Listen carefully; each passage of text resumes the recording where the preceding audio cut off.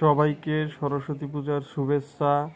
আজকে সরস্বতী মায়ের পূজা, বিদ্যা দেবীর পূজা। আজকে আমরা আসছি মা সরস্বতীর পূজায় বাণী অর্চনা করতে।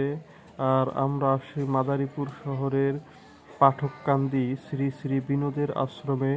দেখতে পাচ্ছেন এখানে অনেকেই পুজোয় মাকে পুষ্পাঞ্জলি দিতে আসছেন এবং এখনো পূজার আয়োজন করা হয় নাই। দেখছেন যে মণ্ডপে এখনো ব্রাহ্মণ আসে নাই, তাই মণ্ডপে পূজার আয়োজন এখনো করা হয় নাই এবং কিছুক্ষণের মধ্যেই আমাদের স্বামীজি চলে আসবেন পূজা করার জন্য। এখানে একে একে অনেকেই আসছেন।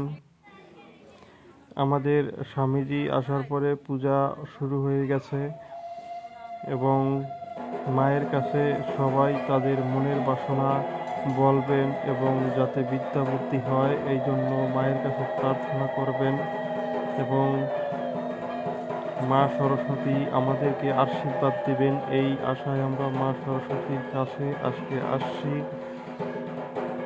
এখন পূজা চলতেছে